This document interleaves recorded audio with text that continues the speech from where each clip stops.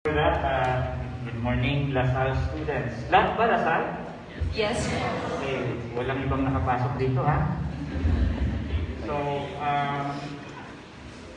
this is my first time to be in Salle-Dasmariñas.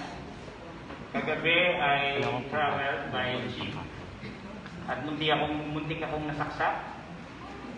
Yes, so, nag-jeep ako dyan sa Baklaran. Tapos biglang pagtigil ng jeep doon sa coastal road, may mga snatcher na kinuha yung bag ng mga nakaupo. So, medyo adventurous. Hindi ko makakalimutan yung araw na pumunta ako ng Salle-Dasmariñas. Tatanong kayo, nag-jeep kayo? Oo naman. Di ba senatorial candidate ka? Hindi ba kayo nakakita ng senatorial candidate na nag-jeep? I still remain as I was, even if I ran for the Senate. Before I ran for the Senate, I had no property, I had no private vehicle, I had no house. Totally part and parcel of the labor movement, even in lifestyle. So, anong nangyari sa pagiging abogado nyo? Walang nangyari sa pagiging abogado mo, hindi ako yumaman. Kung napag-iwanan ako ng aking mga kaklase sa law school. Of course, they are now the high and the mighty. Kilala nyo si Atty, sigurado. No? Mayor na naman pati. Classmate ko yun ng law school. Si Carlo Lograles, kilala nyo? Hindi. Siya ay, well, might not know him dito sa Luzon, but he is from a political dynasty in Davao. Allied to the Lograles of Davao. Congressman ng Davao and yung spokesperson for Duterte. So, siya pipilay. Medyo ganun na yung mga klase ko, level nila, di ba? Mayor. Mumpong mayor. Nanalo mayor. Carlo Lograles. Tumakbong congressman. Nanalo congressman. Talo ko sila. Unang takbo ko sila doon. Di ba? Walang pera. Natin ito, Senado. Di ba? Mayor, congressman, national, let's go national. So, when, ano bang balita sa inyo pala? Malungkot pa rin ba kayo? Isa pa kayo sa umiyak no elections? That's a good sign, ha? Kasi kapag nakita yung resulta ng elections at nagsasayang kayo, masamang sign yun. Diba? At least kung nakita nyo yung result ng election at umiyak kayo, good sign yun. Good sign. Kaya 5 months after the elections, kamusta naman ang inyong emotional and psychological condition? Naka-recover na ba? Hindi pa rin? Hindi pa rin. Kasi kung titignan nyo hanggang ngayon ang balita, masamang balita, yeah? 6.9 inflation. Akala ko ba may ari ng gold dyan? 6.9 inflation. Akala ko ba kukunin sa World Bank ang gold?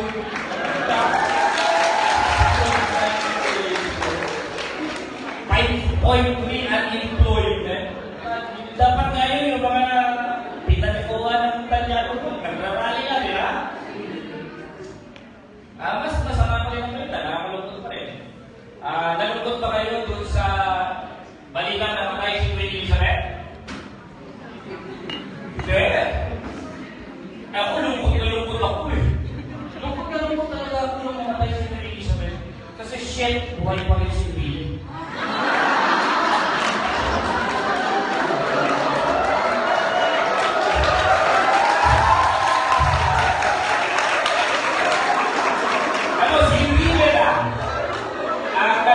Isang tao na kapag the birthday, magagaling ka eh.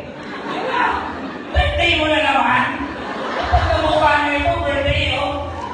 Tapos pag namatay, magtitiwang ka sa wakas. Naabutan ko ang katapusan niya sa imagine nyo, ganyang age nyo.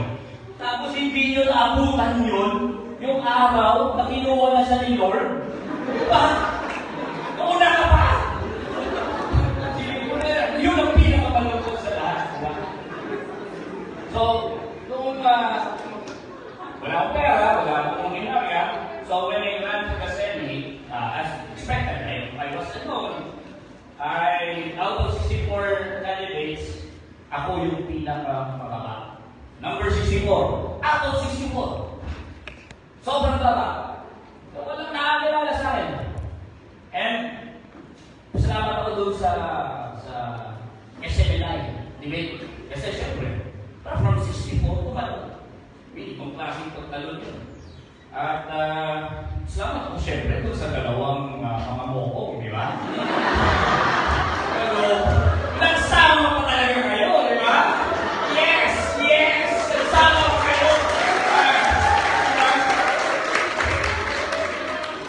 Tinatanong ako, galit ka ba doon? Hindi ako galit doon. Nakakala nila galit ako, hindi ako galit.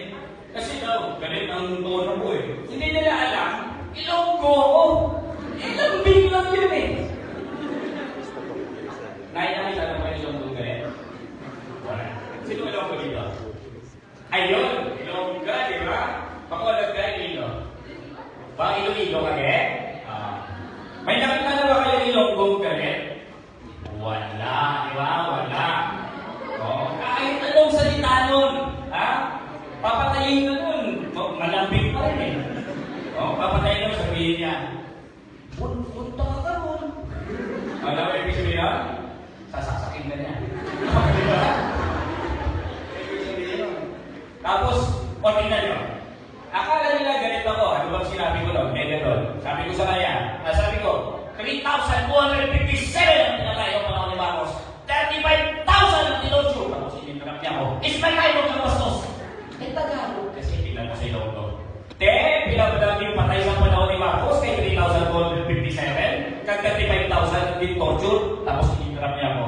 Hindi po lang ako binastos part. Sobras ko pagani eh. Okay na ako? Malambing yun kaya. Ito ang galit nun. Ngayon, nung 64 pa ako, alam niyo bang ibig sabihin nun? Na hindi ako kilala. Pupunta kami sa sorties ni Calyodi. Si Calyodi kilala. Kahit naman na natalo na ng big time selection yun. Kilala yun. Marami nagpapaselfie sa kanyang mga kabataan. Tulad yun. Baka mga kayo magpapaselfie kayo sa kanya. Kasi hindi nyo binoto eh. Di ba? Magpapaselfie kayo. Ito ba ako wala talaga nakakilala sa akin? Sa Guano, ayoko na talagang sumama. Sa sortie namin ni Calyodi. Came to a point. Ayoko na! Ayoko na! Ginawa ko sa sortie. Bakit? Ito yung nagpapaselfie sa'yo. Ako inabutan ng cellphone eh. Hindi lang yun. Magreklamo pa. Kuya, kumukunan mo naman kami ulit. Bukuna eh. Uy, sir! Pinupul ko talaga! So, after nung SMNI debate, medyo doon na attraction yung ating pagtakbo. Kaya, marami na rin tumulong sa akin. Yung mga brands ko na hindi ako dati pinapansin, fundraising sila. So, wala akong pinastos sa election except yung result ng fundraising, yung ating fraternity brands.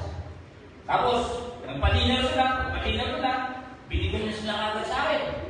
Yung proceeds ng dinner, alam mo talaga yung kandidato walang pera eh. Kasi pagtanggap ko dun sa pera, una ko inisip ko, tuition fee lang ako eh. Sana may pasave ako dito. Pagbayad ko ng tuition fee. Okay. Ano pa ba? Ano pa bang joke para mamising kayo? Ito. Alam mo ba yung kasabihan na pagka alino yung tatay, maganda yung nanay, magandang puntay niyo. Bakit? Kaya makuha yung talino ng tatay, tapos yung ganda ng nanay, ang ganda ng combination. Matalino. Tapos, physically attractive. Di ba? Alam mo kung bakit hindi totoo yun? Alam mo bakit hindi totoo? Huwag kayo maniwala doon. Dahil sa Marcos family. Si Marcos, katinan, sobrang talino, brilliant. Number 1 sa bar. Si Imelda Marcos, Miss Manila. Nagkaroon pa nga ng rumor na dahil sa sobrang ganda niya, pinapanalo siya Miss Manila ni Mayor of Salle-Dasmariñas. Ha?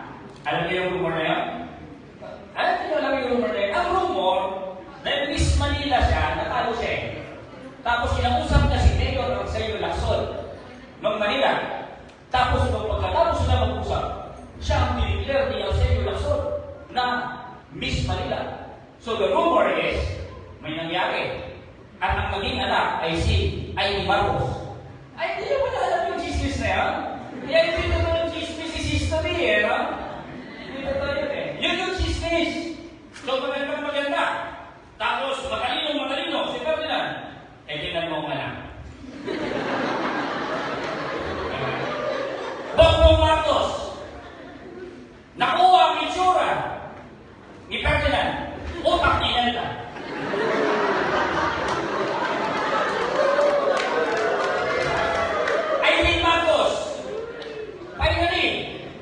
Ganda ni Elda.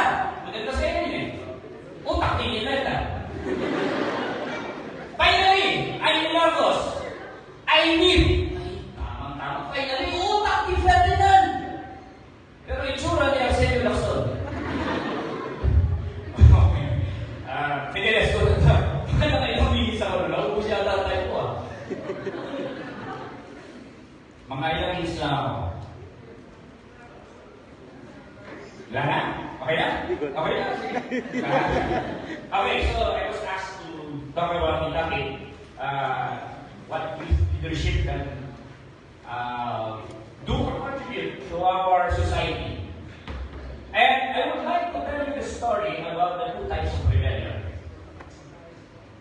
that happened during the elections. Two types of rebellion. Nagre-rebelde. And you see, during the elections, it is a different type of elections. Noong 2022. It's unlike all the rest. We could very well see rebellion. Hindi actual na nakikipag-baragan, magbarang, may barricade sa kanto, nakikipag-barilan. But the conduct of the voters is nothing less than rebelling against something. And the results, of course, ay hindi yung inaasahan natin. But it is actually a result of rebellion. On the one hand, ang marami sa atin, na mga kabataan, na mga Gen Z, ay hindi na tinatanggap ang luma. And we are rebelling against the old.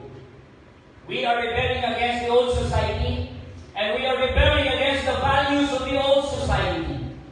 Because the old society can never, ever become a possibility for us. Now we could be satisfied with that kind of society. That's why the Gen Z is different. I could see how different you are. You are progressive.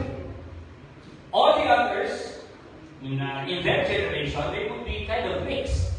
But your character as a generation is quite dominant. You embrace progressive causes that are new. And you reject the old. Because I have seen many times in your own actions kung paano kayo tumindig. It is this generation ang nagpakita ng matinding pagtindig, for example, sa question ng climate change. Everywhere I go, pagdating sa question ng climate crisis, of course, we all know that may climate crisis, right? If we do not reduce our carbon gas emissions to within 1.5 degrees pre-industrial level ng heating natin, then by 2030, everything will be irreversible. Meaning to say, life will never be the same again, and we will experience more droughts, more flooding, and more diseases, of course, when we have climate change, the nurture ng mga new strains of viruses. And life will be very, very different if we do not meet that target, and most likely we won't be able to meet that target, and it is actually the Gen Z who feel that kind of an existential crisis, and they are very much into the struggle para magkaroon tayo ng paproteksyonan natin ang ating kalikasan. And we have seen names like Greta Thunberg, for example, who is about your age. Diba? Speaking out. I have seen the Gen Z na kaiba ang pagtindig ninyo pagdating sa LGBTQ plus rights. I have seen the Gen Z na iba ang pagtindig nyo pagdating sa women's rights. And nung ako'y in-interview, and there are two things, three actually, that made people say after the SMNI debate, ay, huwag natin suportahan yan. Prior to that, nung pagputok ng SMNI, suportahan natin, suportahan natin. And three things made them think otherwise. Number one is abortion. Okay? It's number one. When I was interviewed and I was asked, what do you think about abortion? I said, we should decriminalize abortion. We should not imprison our women na were forced by circumstances because their place in society forces them na sila ang magbibitbit ng lahat ng problema, economic problem ng family, child rearing, and yet, hindi natin i-acknowledge na because of that ay nangyayari yung abortion kasi i-criminalize pa natin, kukulong pa natin sila. So, when I stood for the decriminalization of abortion, then many said, no, let's not support this guy because he is godless. Hindi siya naniniwala sa value of the human life. Value ng babae hindi importante. Yan ang problem. Number two, when I said that, when I was asked a question, kung sino ang second choice ko, of course, I knew that Karen Lavela wanted me to say Lenny Robredo, right? And if I just said Lenny Robredo, I'm sure all the campaigns will go wild, right? But that elections, compared to many others, it is more so in that elections that we must show na hindi tayo trabo. If I was trabo, I would have said that. Pero ang gusto kong mensahe sa elections ngayon, mawalan ng panboto o ano, ay kailangan magsabi tayo ng totoo. Hindi ako magkakatrabo. Of course, I would not have said that. That would be pandering. Pagsisip-sip. You knew the situation. I'm a member of a party and I'm a disciplined member of a political party and no one understands that. That if you are a disciplined member of a political party, bakit masyado na ba tayong nasanay sa politika na lipat dito, lipat doon? Diba? So, that's the number two. And number three was when I said that one of the reasons why Marcos escaped was Cory Aquino allowed Marcos to go to Hawaii. So, everyone now said, this guy, we should not vote for this guy. And, sino despite the fact na gano'n ang mga sinasabi, isa lang ang nakita mo tumindig. At kahit pa paano, ay nakakuha pa rin tayo ng 3.4 billion votes. For someone who's nobody and no machinery, most of that came from your generation, the Gen Z. Most of those who defended me about abortion were the Gen Z. When you stood for women's rights, they stand with you for women's rights. When you stood for anti-trample, they stand for you in your anti-trample stand. When you stood for historical truth, they will stand with you in that historical truth. It is the Gen Z. It is your generation. And you very well show your potential to bring about change because we don't need the boomers in our society. Sino number one boomer dito? Duterte! Tingnan mo mga itsura, boomer eh. Diba? Pag nagsalita, boomer na boomer eh. You don't need that. Diba? Now, we you have shown in these elections that you were rebelling against the old society. The old values na binibiglet ng mga konserbatibo at reaksyonaryo, ng mga misogynistic, ng mga patriarchal na lipunang ito. That is the Gen Z has rejected that. And that's why, in the schools, iba ang result ng elections. May mock elections kayo sa mga schools, and ni isang trapo walang pumapasok doon. Kung yun lang sana ang eleksyon sa buong Pilipinas, eh di sana mas maganda. Number 1 si Chel Jokno, number 2 si Rizal Tiberos, number 3 si Laila Vilima, number 4 si Raymond Linares, number 5 si Terry Bagila, and number 6 si Luke Espiritu. Diba? So kung yun lang sana eh, diba? It shows na nagre-rebelde na ang mga kabataan. Hindi na tinatanggap ang mga lumang kaisipan. And when we say old society, all the rest that we feel na masama sa ating lipunan, old society yun. The political dynasties, old society yan. The trap of type of politics, that's old society. The kind of discourse that we see during the elections, the song and dance. Have you seen how good Harry Roque is in dancing?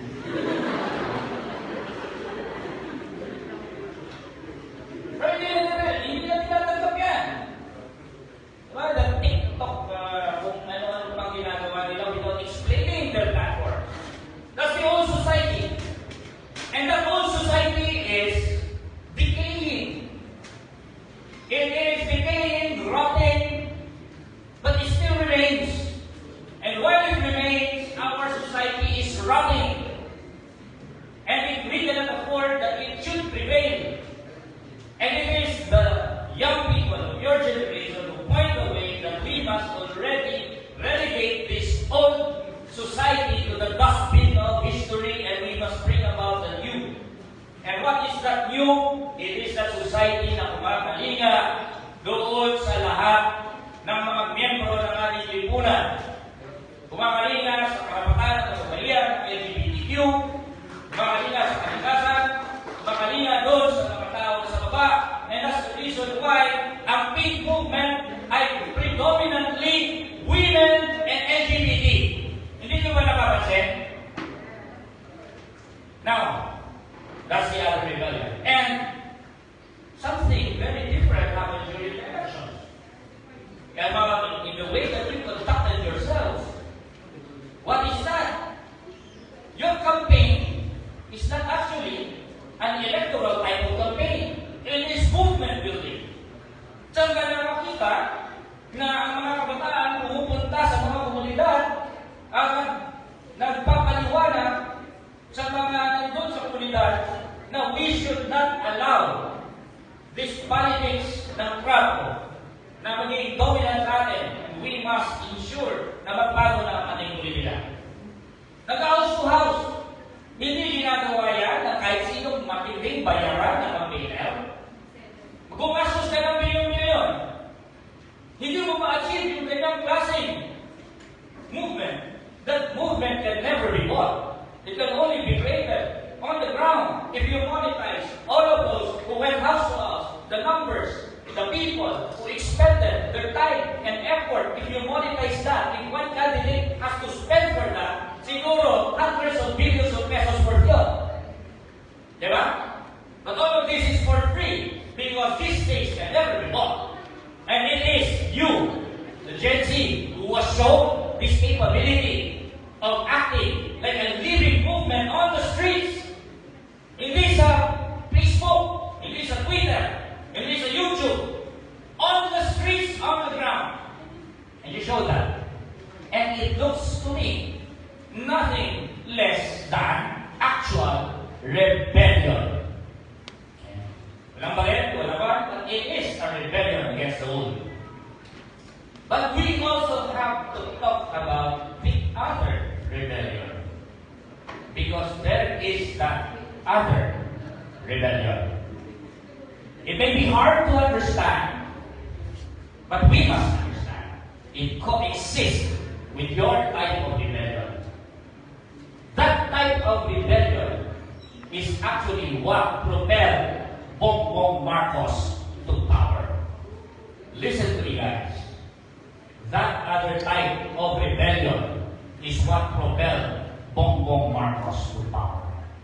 What is that rebellion? That is the dissatisfaction that is being expressed by the masses. Dissatisfaction with what?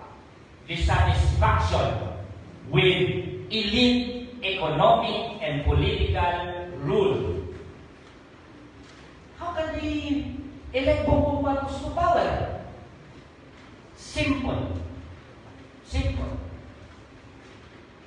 Bongbong Marcos is a contradiction of those who instituted such economic policies that have brought the masses nothing but poverty. Why a contradiction?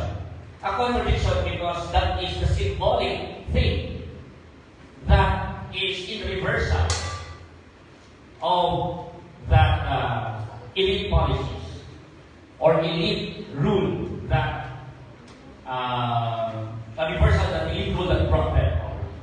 What am I saying? What I am saying is that the dissatisfaction against the so-called Dilaos is real. It is real. Galit ang masa. Bakit sila galit? Mahirap sila. Bakit sila mahirap? Kontraktual sila. Bakit sila kontraktual? Dahil sa economic policy na nandyan, nag-prevail from 1986 until the present. Bakit sila mahirap? Dahil sa mga economic policies tulad ng privatization, deregulation, trade liberalization, which aims to protect businesses.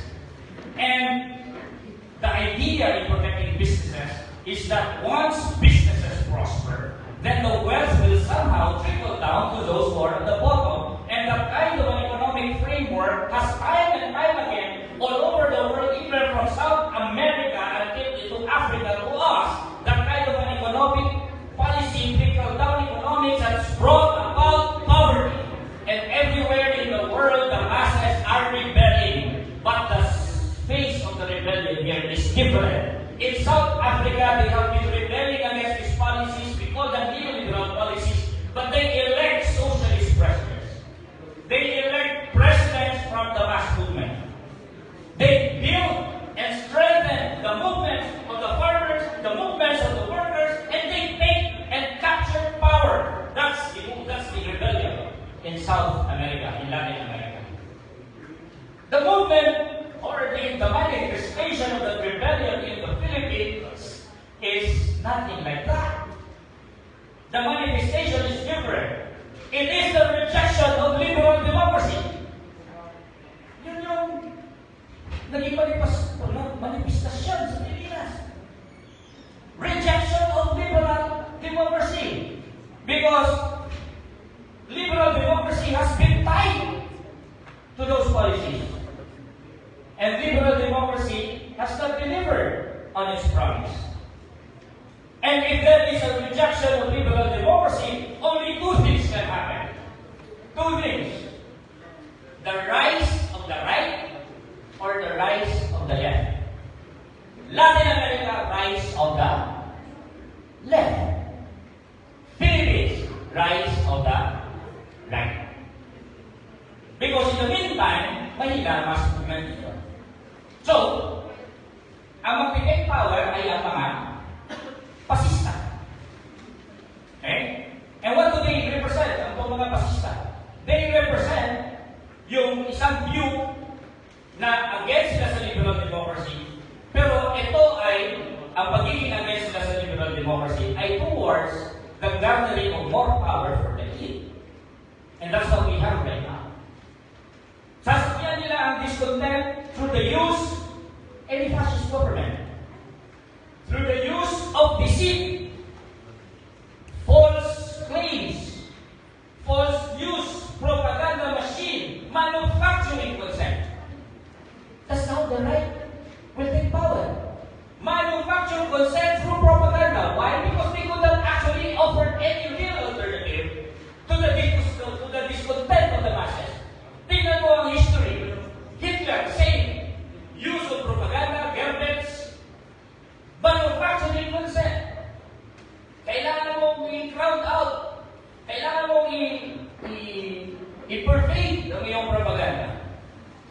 lies and deceit.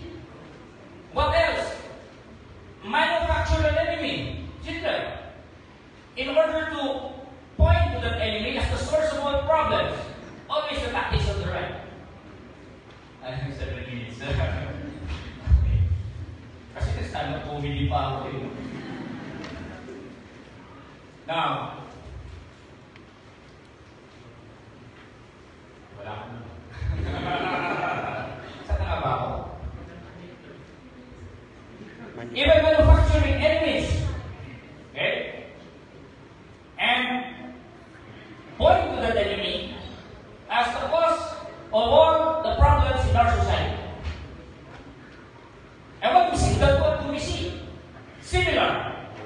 The manufacture of consent in order to ride on the discontent of the masses, creating fake news, false claims, the use of propaganda machine, the use of troll farms, the use of echo chambers, saying, and the use of violence, sin. So we have the rise of the right because of that other rebellion, which is the rebellion of the masses against elite policies that have condemned them into poverty. Now, malapit kami natapos. Basta question and answer na lang tayo.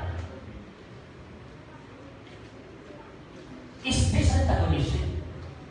Antagonistic ba yung dalawang rebellion na ito? Antagonistic ba ang discontent ng kabataan sa old society at ang galit at discontent ng masa sa elite rule? Is that separate? Is that antagonistic? Do we encourage antagonism between the two types of rebellion that we have seen? Or are they related? That it actually is one and the same rebellion against the old system. But now, it is simply being divided. Why? Because we reflect the divisions of the ruling class itself. The ruling class will have their own divisions. One will be for liberal democracy, another will be anti-liberal democracy and outright crime, and we reflect those divisions within the ruling class.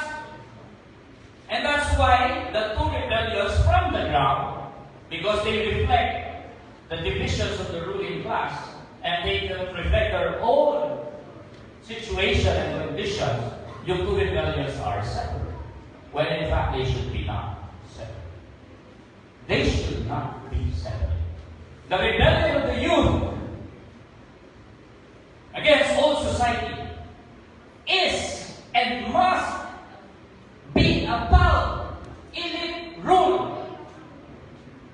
And the rebellion of the masses against the elite must and should be a rebellion against old society. Let me express it the other way. The fight or the struggle of the youth, your generation, for democracy, genuine democracy, should be a fight against elite democracy. And the fight of the masses, or the discontent of the masses against the elite, must and should be a fight for genuine democracy. The two rebellions must be merged.